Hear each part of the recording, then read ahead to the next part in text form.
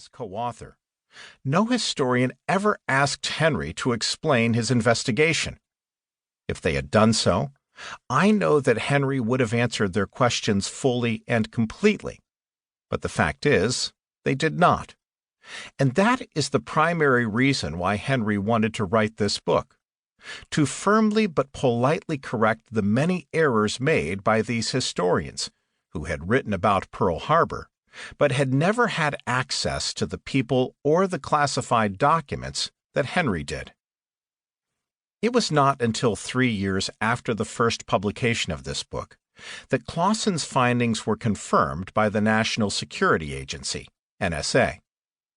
In a report released in 1995 and titled Pearl Harbor Revisited, United States Navy Communications Intelligence 1924 to 1941, Frederick D. Parker of the Center for Cryptologic History listed in his Appendix B the basic texts of intercepted decrypts of Japanese diplomatic messages, Magic Ultra, interspersed in chronological order with the OPNAV warnings sent by Washington to Kimmel.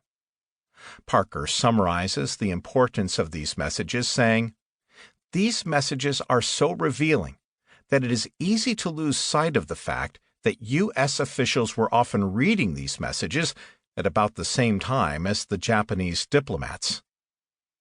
The key question remains: did Kimmel ever believe the Japanese would attack Pearl Harbor? Apparently not. But why? After World War I, it was generally believed throughout the Navy that war with Japan would come sooner or later. For the next 2 decades, the Navy made its war plans and conducted exercises in the Pacific accordingly. But as Fred Parker of the NSA pointed out in his thoughtful report as regards the events of 1940 and 1941, the teachings of the Naval War College produced planners whose perceptions of Japanese naval capabilities and national intentions may have been seriously flawed by war planning doctrines which ruled out enemy intentions altogether as unreliable and subject to rapid change. Under these circumstances, communications intelligence producers who provided strategic warnings beginning in September 1941 that Japan was preparing for war should not have been surprised that their warnings were ignored until the 11th hour.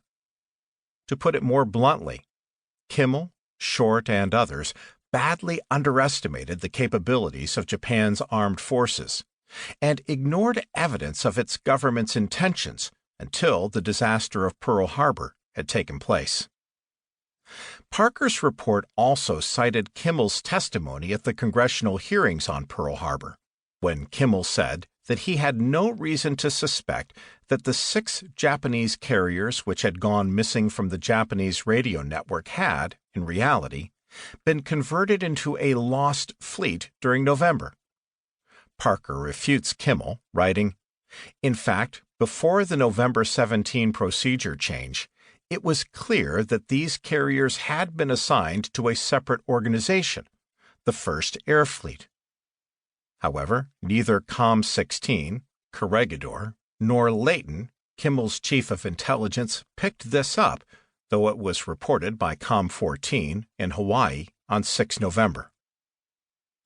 Kimmel's failure to appreciate the possible existence of a new Japanese carrier fleet is put into its proper context by Gordon Prang in his best-selling At Dawn We Slept, which I edited, when Prang quotes a conversation between Kimmel and his Fleet War Plans officer, Captain Charles E. Sock McMorris, a week before the Japanese attack.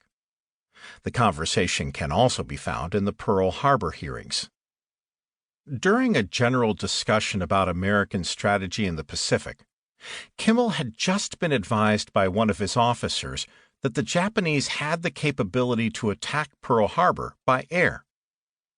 Capability, yes, conceded Kimmel, but possibility?